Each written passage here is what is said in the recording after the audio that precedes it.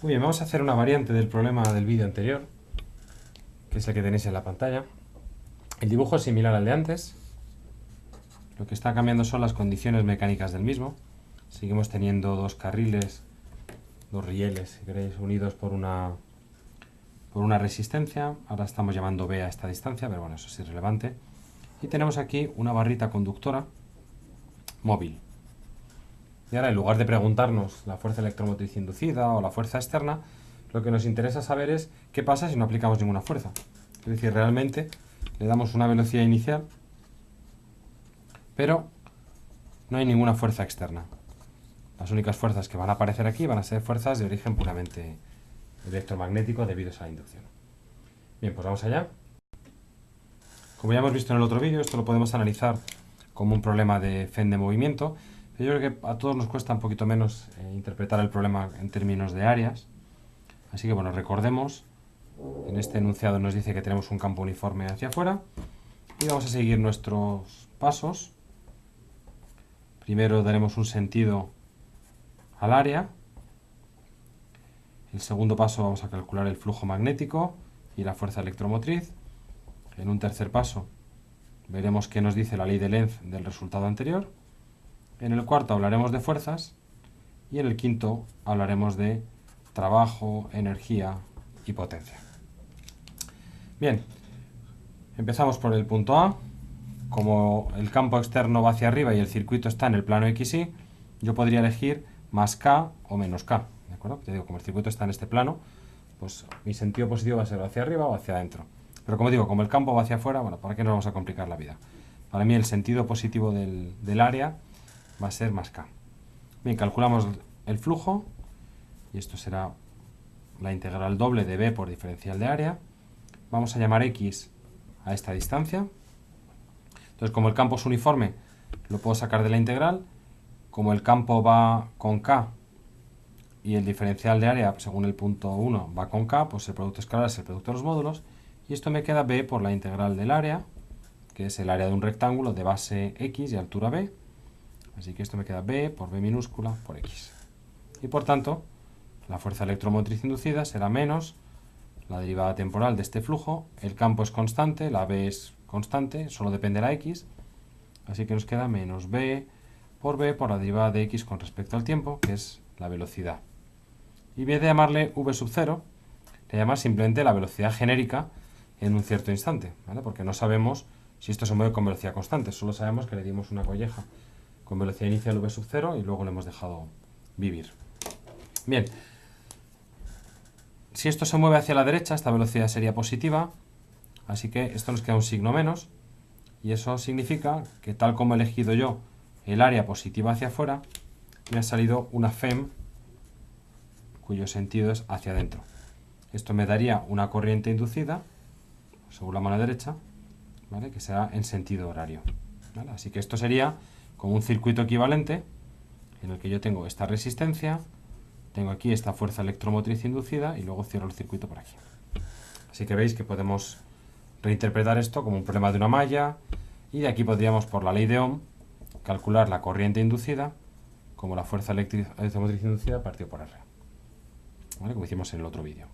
Así que tendremos B por V partido por la resistencia. Bien, vamos a ver qué nos dice la ley de Lenz.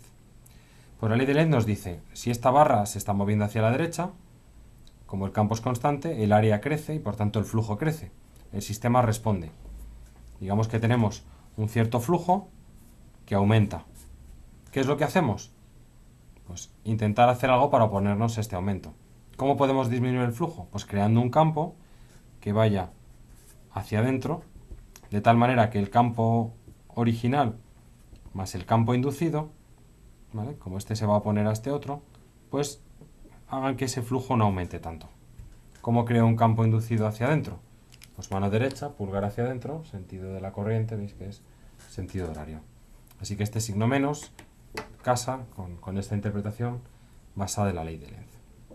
Bien, con esto habríamos terminado el problema desde el punto de vista puramente electromagnético. Pero nos piden analizar el problema desde el punto de vista mecánico. Nos dicen qué pasa a continuación, qué pasa cuando esto lo dejamos evolucionar. ¿Se detiene la barra? ¿Cuándo? ¿Qué distancia recorre? Así que esto es un problema puramente mecánica. Bien, vamos a analizar las fuerzas.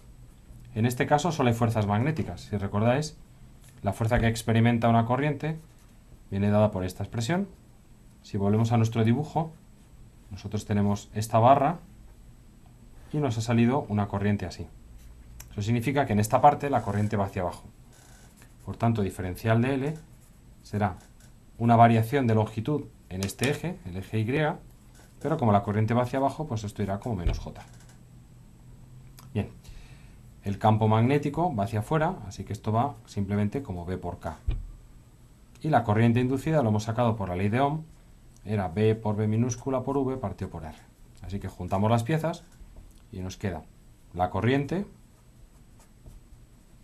por el campo, y ahora diferencial de I nos va a quedar menos J vectorial K da menos I, y ahora una vez que integro la Y, yo integro siempre de valores pequeños de la variable a valores grandes, así que de 0 hasta B. Toda esta integral nos da simplemente B, así que esto nos queda B cuadrado minúscula, V partido por R menos I, que es exactamente lo mismo que en el vídeo 4, el vídeo 5, el vídeo anterior, vamos. ¿Por qué me ha salido una fuerza así? Pues por la ley de Lenz. Yo estaba moviendo esta barra, el sistema se revela. ¿Qué es lo que ocurre? Que aparece una fuerza que trata de evitar que el flujo aumente. Así que esta fuerza magnética tiene sentido. ¿Qué nos dice la mecánica? Nos dice suma de fuerzas igual a masa por aceleración. En este caso solo tengo una fuerza, que es B cuadrado, B minúscula cuadrado, V partido por R. Y la aceleración es masa por derivada de la velocidad con respecto al tiempo. Esto es lo que en cinemática, ya tenéis algún vídeo de eso, llamamos caso 3. Así que para integrar lo que hacíamos era poner en un lado todo lo que depende de V y en el otro todo lo que depende del tiempo. Así que esto nos sirve de repaso de cinemática. Vamos allá, pasamos la masa aquí y el diferencial de t y tendremos diferencial de V partido por V igual a menos B cuadrado, B minúscula cuadrado, partido por M y R, diferencial de t. Esto es una constante, así que ya puedo integrar. Y ahora, integro tiempos desde 0 hasta un cierto instante, integro velocidades desde su velocidad inicial a la velocidad que tenga en cualquier instante. Esta, recordemos, es de las fáciles, esto es el logaritmo neperiano de V, entre V sub 0 y V. Esto es una constante por la integral de t entre 0 y t, es decir, t. Sustituimos los límites y nos queda el logaritmo de V menos logaritmo de V0, que lo podemos expresar como logaritmo de V entre V0, igual a menos toda esta constante por el tiempo. Y ahora despejamos el logaritmo y nos queda que la velocidad será V sub 0 por la exponencial, que es la función inversa del logaritmo, de menos B cuadrado partido por MRT. Así que veis que la velocidad decae exponencialmente. Vamos a hacer una figura de esas que me gustan a mí. Esto es la velocidad y esto es el tiempo. Partimos de una cierta velocidad inicial y esto decae exponencialmente. Así que fijaos, parece que nunca se detiene. Lo que ocurre en la práctica es que como esto cae exponencialmente, a partir de un cierto tiempo, bueno, pues esto y cero no se distinguen para nada. O sea que en términos prácticos se detiene en tiempo infinito, pero en términos prácticos, bueno, enseguida va a parecer que se ha detenido. Esto sería como una especie de freno magnético. Vamos a ver qué pasa con la posición. Seguimos con la cinemática. Recordemos, derivada de la posición con respecto al tiempo es la velocidad, que en este caso es V0 por elevado a todas estas constantes, partido por MR por T. Aquí lo único que depende de algo es el tiempo, no hay nada que dependa de X, así que separamos variables e integramos. V sub 0 lo dejamos fuera, elevado a menos B cuadrado, MRT, diferencial del tiempo, y ahora medimos el tiempo desde 0 hasta un cierto instante. Vamos a contar la posición inicial como 0, nos da igual donde pongamos el origen, hasta un cierto instante. Integramos y nos queda X será igual a V sub 0, y ahora la integral de esto es otra vez la exponencial, pero partido por su argumento, así que hay que dividir por esto. Así que nos queda dividido por MR perdón, dividido por, perdón, b cuadrado partido por mr, y esto entre 0 y t, y un signo menos porque el exponente es negativo. Así que al evaluar en 0 me queda un 1, al evaluar en t me queda esto, con este signo pues cambio el orden del 0 y del t, así que me queda m por v sub 0r partido por b cuadrado, b minúscula al cuadrado, 1 menos elevado a menos todo este, mr por t.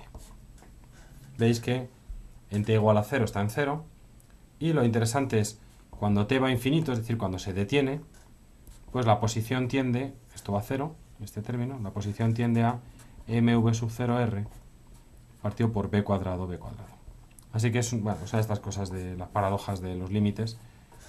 Tarda infinito tiempo en pararse, pero la distancia que recorre es finita. Y vale esto. Vamos a ver si tiene sentido. Fijaos que si el campo magnético es muy gordo, la distancia recorrida es pequeña. Tiene sentido, ¿no? Porque si el campo es muy fuerte, el frenado magnético es muy grande. Si el sistema es muy grande, también, porque claro, la barra es muy grande, por tanto experimenta, cuando teníamos esto de I diferencial de L por B, todo esto era en el fondo la longitud. Pues claro, si esto es muy grande, la fuerza de frenada es muy grande. Y además, si esto es grande, pues el área de este circuito es muy grande, con lo cual se inducía mucha corriente. Esto de aquí es la cantidad de movimiento inicial. Entonces, cuanta más cantidad de movimiento tenga, más inercia tiene. Así que le cuesta más detenerse. Así que bueno, veis que tiene bastante sentido mecánico esta expresión. Bien, por último vamos a interpretar la energía. Nos preguntan qué pasa con la energía cinética. La energía cinética es un medio de la masa por la velocidad al cuadrado. Así que si cogemos la expresión de la velocidad que hemos derivado antes, nos queda un medio de mv sub 0 cuadrado, ¿vale?, elevado a menos 2 b cuadrado partido por mrt. ¿Vale? Todo esto es v de t al cuadrado. Así que si pintamos la energía cinética, pues nos queda también una exponencial. Pero una exponencial que va con un exponente que es el doble que antes, por tanto decae mucho más rápido que antes. Si antes habíamos hecho este dibujo para la velocidad, la energía cinética, pues va a caer mucho más rápido, porque tiene el doble de exponente. Así que el sistema se va quedando sin energía cinética. Por eso explica que esto se esté deteniendo. Podéis hacer un cálculo similar al de antes. Podéis calcular cuál es la potencia disipada. Lo podéis hacer simplemente por la ley de Joule. Y como la potencia es la derivada del trabajo con respecto al tiempo, también podéis ver que la disminución de energía cinética, que es a donde va el trabajo de la fuerza externa, en este caso esto es magnético, ¿vale?, pues podéis ver que la derivada del trabajo con respecto al tiempo corresponde con esta potencia. Es decir, esto es lo mismo que la derivada de k con respecto al tiempo. Así que bueno, de nuevo podemos hacer un bonito puente entre la mecánica y las energías, potencias, etcétera, y el electromagnetismo. ¿Variantes que se me ocurren de este problema? Pues muchísimas, demasiadas quizá. Una, pues es, bueno, ya la hemos visto, ¿vale? Hemos visto que esto en el fondo, este vídeo es una variante del anterior sin fuerza, pero bueno, podemos poner ahora un magnético que dependa del tiempo, y eso va a cambiar algo. Otra variante que se me ocurre es, aparte de esta resistencia, poner una pila química con un cierto voltaje, ¿vale? Con lo cual nuestro sistema pues será de nuevo un sistema, en este caso con dos pilas, una electromagnética y otra química, digamos, una pila de toda la vida, una batería del tipo que sea. Así que bueno, podéis pensar varias variantes. Otra sería, pues no sé, estoy improvisando, pero imaginaos esto en forma de trapecio.